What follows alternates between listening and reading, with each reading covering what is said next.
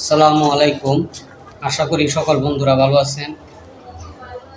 আল্লাহর অশেষ রহমতে আমিও ভালো আছি। আজকেও আপনাদের সামনে আরও একটি নতুন ভিডিও নিয়ে আসছি। আপনারা অবগত, আমি গণিত নিয়ে ভিডিও করে থাকি।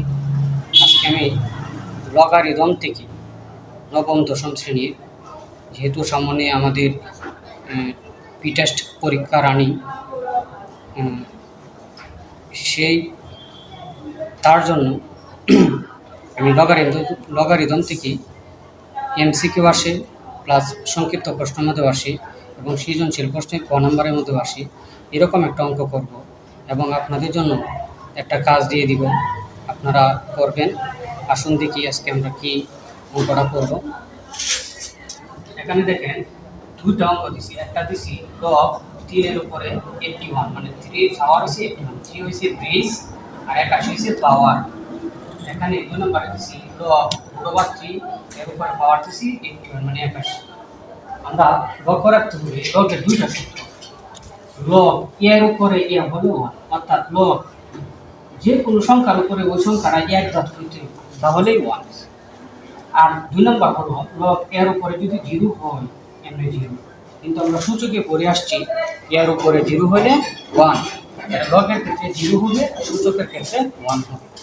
তা আসেন আজকে আমরা 1 নম্বরটা করব। আমার এই 1 নম্বর অঙ্কটা যেভাবে করব এটা দেখি আপনারা 2 নম্বরটা করবেন, ইনশাল্লাহ পারবেন।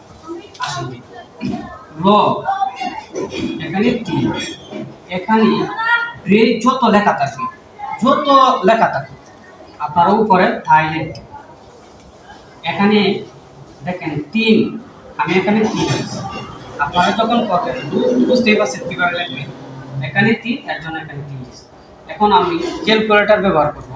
ক্যালকুলেটরের মধ্যে 3 লিখব, তারপরে দেখেন ক্যালকুলেটরে এরকম পাওয়ার চিহ্ন আছে, এরকম পাওয়ারে চাপ দিব।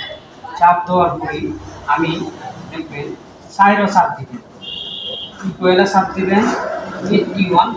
তাহলে আমরা কি জানতে পারলাম? 3 এর উপরে যদি পাওয়ার 4 হয় তাহলে 81 হয়। আর লগের ক্ষেত্রে লগের পাওয়ার সর্বদাই সামনে চলে আসে, তাহলে এই যে পাওয়ার 4 সামনে নিয়ে আসেন।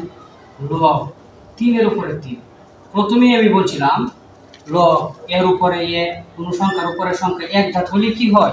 1 হয়। সেই সূত্র সাপেক্ষে আমরা 3 এর উপরে 3 হলে কত হবে? 1। 4 রেখে 4, এটার আনসার হচ্ছে এটা। আমি আশা করি আপনারা সবাই বুঝতে পারছেন।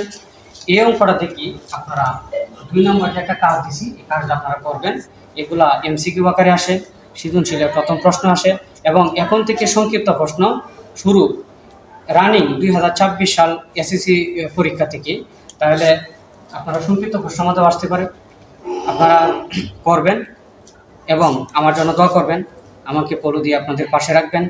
এরকম গুরুত্বপূর্ণ ভিডিও নিয়ে আপনাদের সামনে হাজির হব। আশা করি প্রত্যেকেই বুঝতে পারছেন।